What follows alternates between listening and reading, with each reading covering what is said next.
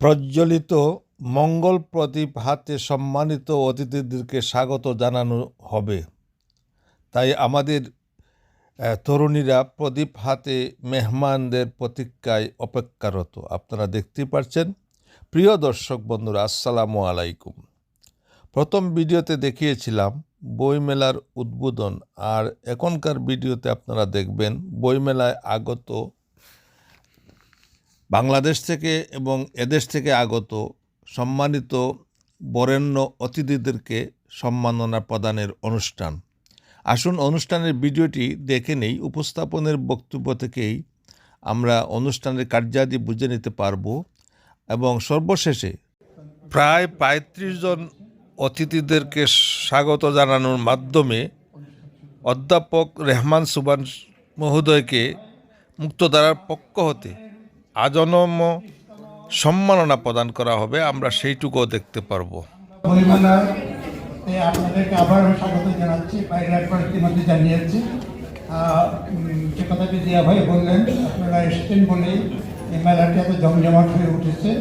আশা করি কাল এবং পরশু সমস্ত বৃষ্টি ঝড় সব কিছু উপেক্ষা করে আপনারা আসবেন এখানে এবং মেলা অব্যাহত থাকবে। মেলাতে অনেক প্রকাশকরা এসছেন, তারা আপনাদের পদচারণা আশা করছে। মিলনকে মঞ্চে আসার জন্য একই সঙ্গে মঞ্চে আসবেন রেহমান সুবহান, রনক জাহান, ফরিদুর রেজা সাগর, বব হোলম্যান, দীপেন ভট্টাচার্য, তৌফিক ইমরোজ খালেদি, সুবোধ সরকার, ফারুক মঈনুদ্দিন, সাদাত হুসাইন, মদিরুল হক, মোস্তফা সরোয়ার, জাফর আহমেদ রাশেদ, কৌশিক সেন, গৌতম দত্ত, শামস আল মমিন, ফারুক আহমেদ, রোকেয়া হায়দার, আব্দুল নূর, ফেরদৌস সাজেদিন, খোরশেদ আলম, সৈয়দ জাকি হোসেন, বিরূপাক্ষ পাল, মহিতোষ তালুকদার তাপস, মেজবাউদ্দিন আহমেদ, হুমায়ুন কবির ডালি, আশরাফ কায়সার, জহিরুল আবেদিন জুয়েল, জসিম উদ্দিন, সজল আহমেদ, রেদওয়ানুর রহমান জুয়েল, দীপঙ্কর তালুকদার, রতন চন্দ্র পাল। আমি সকলকে আমাদের মঞ্চে আসার বিনীত অনুরোধ জানাচ্ছি। উত্তরে পড়িয়ে দেওয়া হচ্ছে, উত্তরের মাধ্যমে বরণ করে দেওয়া হচ্ছে এবং একই সাথে সকলের হাতে মঙ্গল প্রদীপ তুলে দেওয়া হচ্ছে।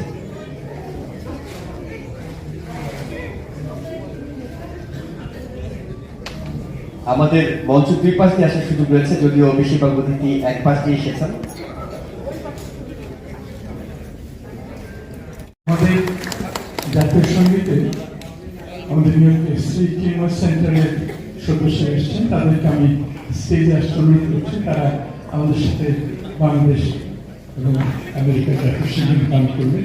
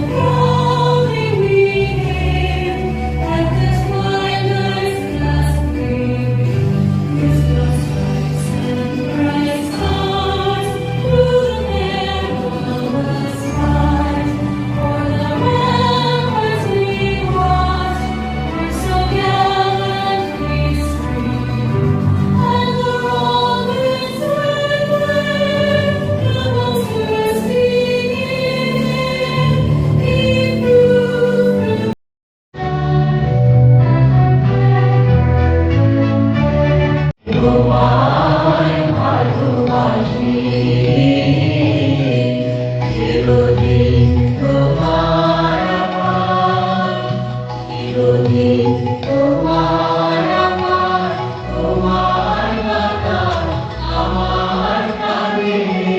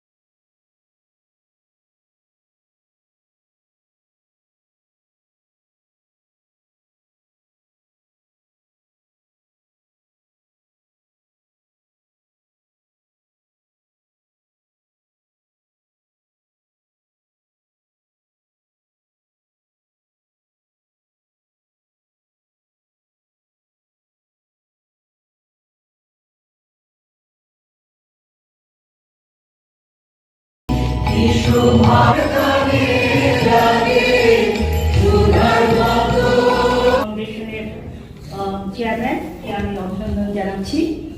তবে আমি জানি যে মুক্তধারাকে প্রায় গত 35 বছর ধরে যিনি ধরে রেখেছেন সে বিশ্বজিৎ সাহা, এবং আমার মনে হয় যে বিশ্বজিৎ সাহাই সব থেকে বেশি আমাদের কৃতজ্ঞতা এবং ধন্যবাদ নিশ্চয়ই পেতে পারেন।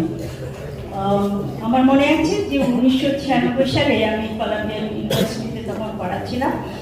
আমি বাংলাদেশের 25 তখন ঢাকা থেকে ইউনিভার্সিটি প্রেস লিমিটেডের কে আমি আমন্ত্রণ জানিয়েছিলাম একটা ইংরেজি বইয়ের একটা The Criminal Court Supervising Judge, Honorable Edwin Nabilo, to say something. An honor it is to be here with all of you tonight. For those of you who do not know me, my name is Edwin Novillo, and I am currently the supervising judge of Queens County Criminal Court. You know, when I was invited to this event, I thought it was just a book club, but it's clearly much, much more than a book club. It's an opportunity to get together to exchange cultural views and to not only pass on your values to your kids and your grandkids, but to also influence the rest of the community.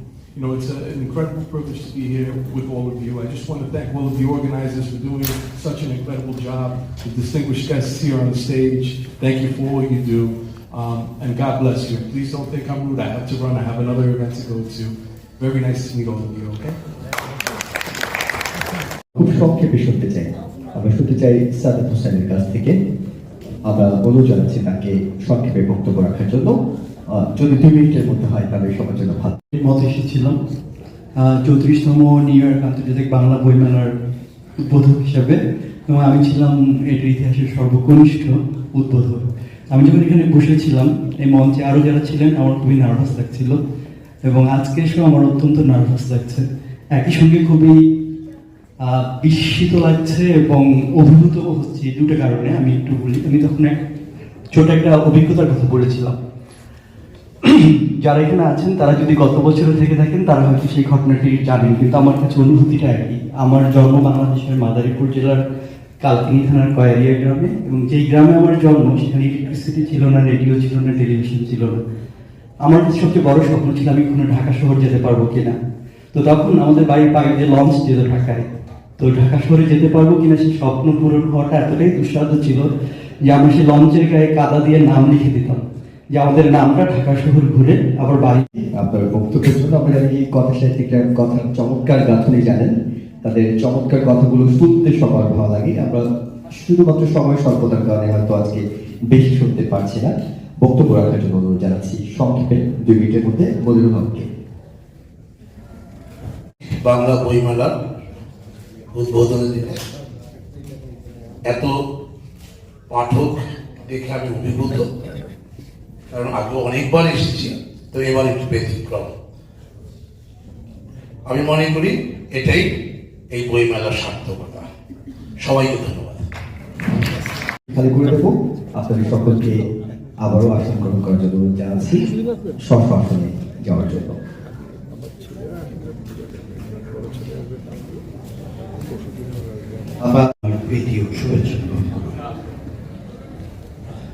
আমার এই মুহূর্তে মনে পড়ছে, আমি একটু স্মৃতিচারণ করি আপনাদের সঙ্গে। আমি মুক্তধারা আয়োজিত নিউ ইয়র্কে এই বইমেলায় আগেও 2বার এসেছি।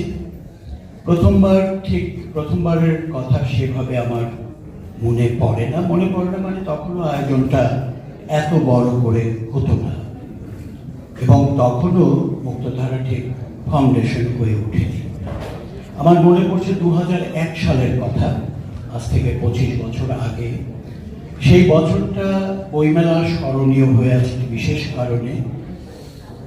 সে বছর এই মেলাতে 4 জন লেখক উপস্থিত ছিলেন।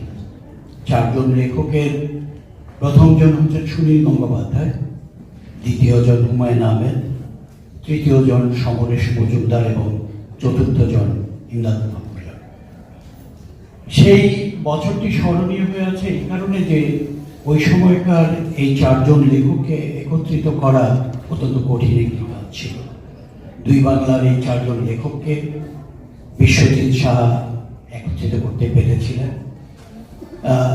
ম্যাডাম বলছিলেন তার বক্তব্যে যে এই আয়োজন আজকে অনেক বড় হয়ে দাঁড়িয়েছে। নিউ ইয়র্ক আন্তর্জাতিক বইমেলা মুক্তধারা ফাউন্ডেশন আয়োজিত এই মেলা অত্যন্ত বড় জায়গায় পৌঁছে গেছে। এখানে এলে বাংলাদেশটিকে দেখা যায়, বাংলাদেশটিকে অনেক গভীর করে দেখা যায়।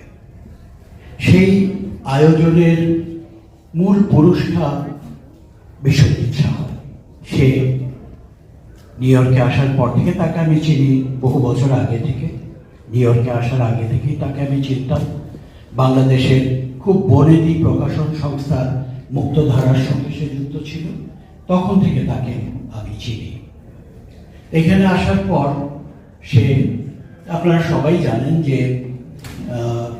আমেরিকার বা বিদেশের জীবন যাপনের মধ্যে জীবন ব্যবস্থাপনা একটু দুরূহ। ঠিক আমরা যারা বাংলাদেশ থেকে হঠাৎ করে আসি, আমাদের প্রথমে বেশ একটা বড় ধাক্কা লাগে।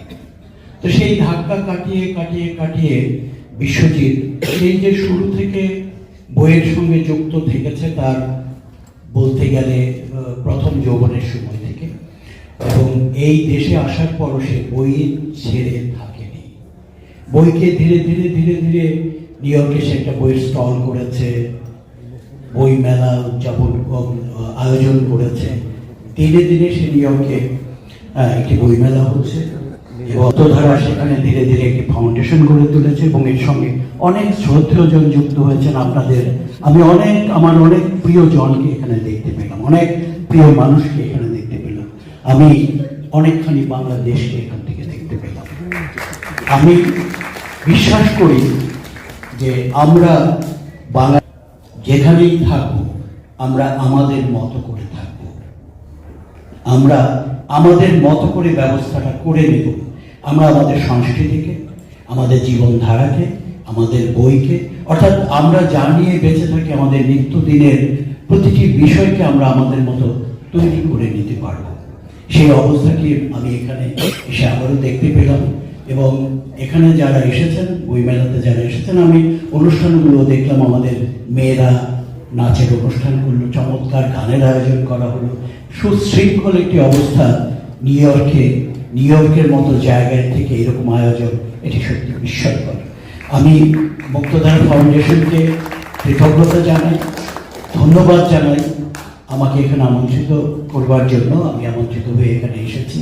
আমি বিশ্বজিৎ সাহাকে ব্যক্তিগতভাবে দীর্ঘদিন ধরে চিনি এবং আমি তাকে পছন্দ করি, এবং অন্যান্য যে শ্রদ্ধেয়জন এই সংস্থার সঙ্গে, এই সংগঠনের সঙ্গে আছেন, তাদের প্রত্যেকের কাছে আমি কৃতজ্ঞতা জানাই আমাকে এখানে আমন্ত্রণ জানাবার জন্য, এবং আপনারা যারা আমার কথা শুনছেন তাদেরকেও আমি কৃতজ্ঞতা জানাই। আমি একটি প্রস্তাব রেখে আমার বক্তব্য শেষ করতে চাই। স্যার এখানে আছেন, ভালো লেখাগুলোর সঙ্গে পরিচিত নয়, তারা ইংরেজিতে পড়ছে, এখানে হয়তো ঘরে বাংলায় কথা বলছে, বা কেউ বাংলায়, মা বাবা তাদেরকে বাংলা শেখাবার চেষ্টা করছেন, কিন্তু এইভাবে তো কাজটিকে বহু দূরে এগিয়ে নেওয়া যাবে না। আমার প্রস্তাবটি হচ্ছে, মুক্তধারা ফাউন্ডেশন যেহেতু এত বড় আয়োজন করছে, তারা কি এরকম একটি প্রকাশন সংস্থা করতে পারে যে সেখান থেকে শুধু আমাদের শিশুদের জন্য, আমাদের কিশোরদের জন্য, আমাদের ইংরেজিতে পড়তে যারা আগ্রহী তাদের জন্য বাংলা ভাষার শ্রেষ্ঠ রচনাগুলোকে অনুবাদের মাধ্যমে এখানে কি আমরা পৌঁছে দিতে পারি আমাদের ছেলে মেয়েদের কাছে, আমাদের পরবর্তী প্রজন্মের কাছে? এই চেষ্টা কিন্তু বোধহয় আমাদের একটু করা উচিত। যেটি বাংলা একাডেমি পারেনি। আমি আশা করব মুক্তধারা ফাউন্ডেশন সেই উদ্যোগটি যদি গ্রহণ করে তাহলে আমরা সবাই উপকৃত হব এবং আমাদের বাংলা সাহিত্যের ভালো লেখাগুলো সেভাবে টিকে থাকবে, আনন্দে থাকবেন এবং আমাদের বাংলাদেশটিকে খুব ভালোবাসবেন। সবাইকে অনেক ধন্যবাদ। জনাব ইমদাদুল মিলন, আপনার পরামর্শগুলো মুক্তধারা ফাউন্ডেশন নিঃসন্দেহে গুরুত্ব দিয়ে দেখবেন। শুনবো একজন মুক্তিযোদ্ধা, একজন আজীবন শিক্ষক, আমাদের অনেকেরই শিক্ষক। আমরা তার বক্তব্য শুনবো। অধ্যাপক ডক্টর রেহমান সোমানের বক্তব্য শুনতে চাই। প্রথমত ইসলাম জিয়াউদ্দিন বিশ্বজিৎকে অভিনন্দন জানাচ্ছি।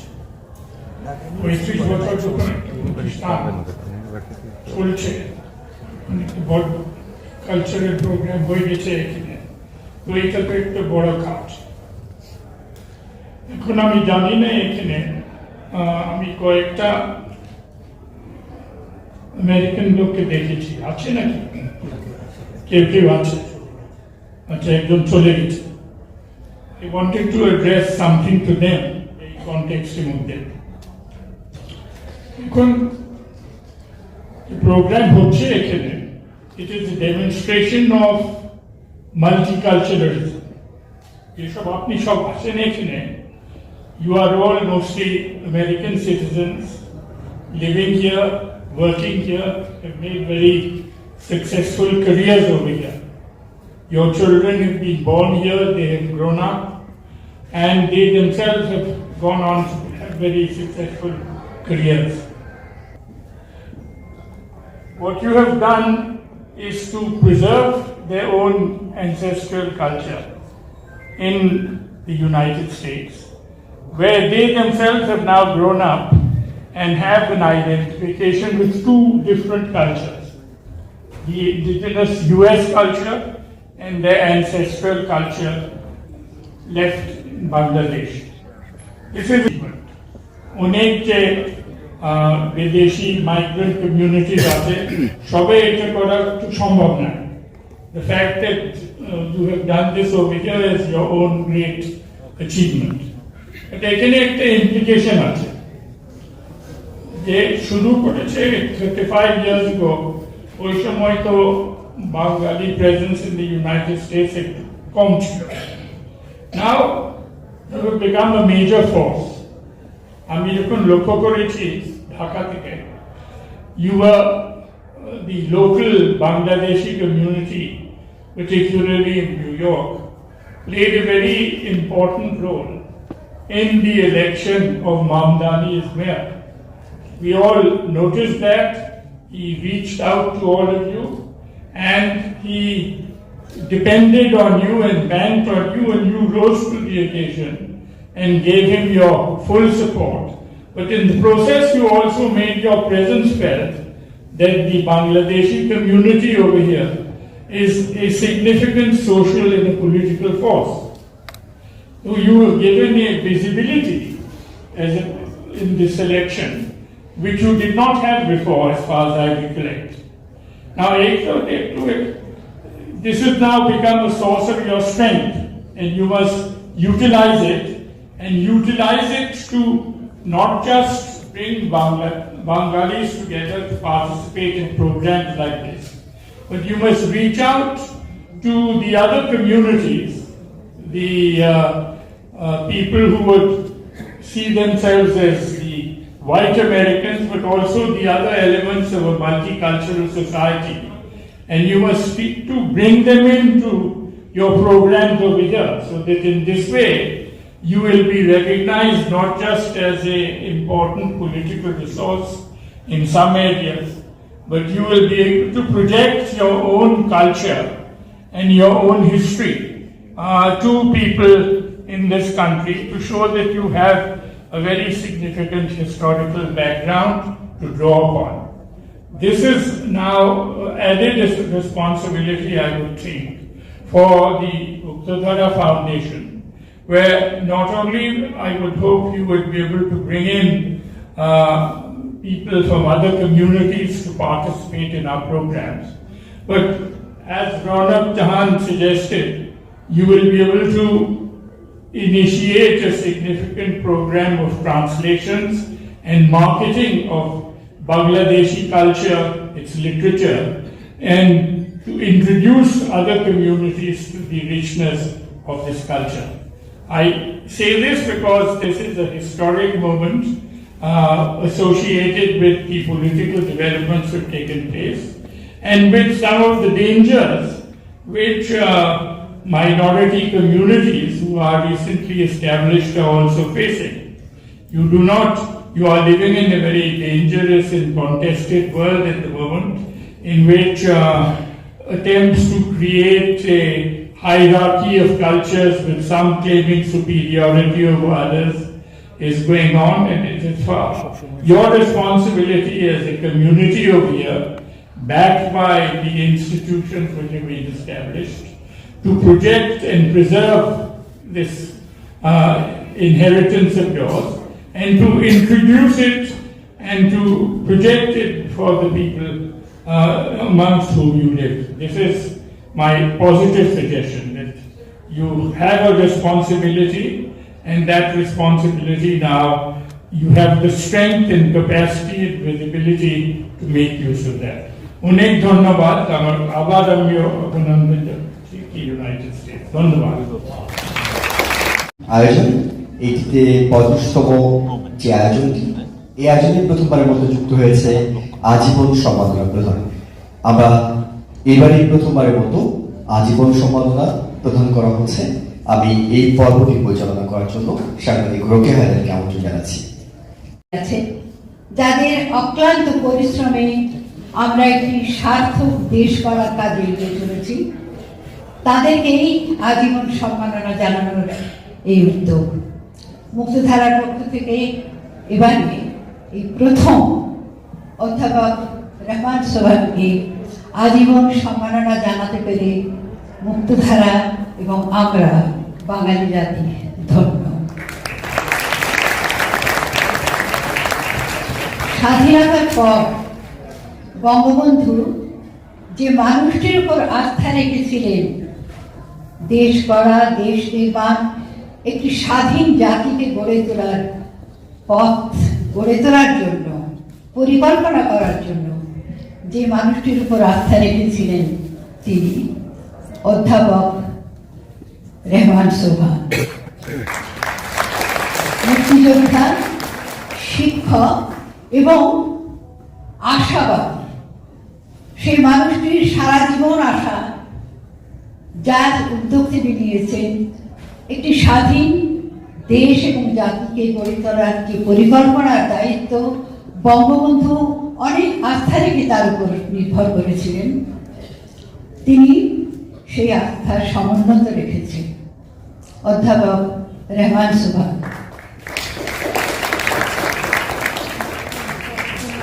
আমি মুক্তধারা ফাউন্ডেশনের সভাপতি ডক্টর জিয়াউদ্দিন আহমেদ এবং আজকের কনভেনার নজরুল ইসলাম ও সিইও বিশ্বজিৎ চাহাকে এখানে মঞ্চে আসার জন্য অনুরোধ জানাচ্ছি।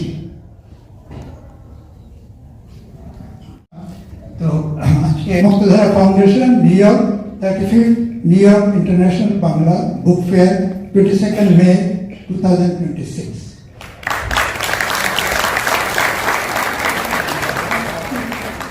এটা মেলার পক্ষ থেকে যাচ্ছে, কাজে আপনারও এটা শরীর।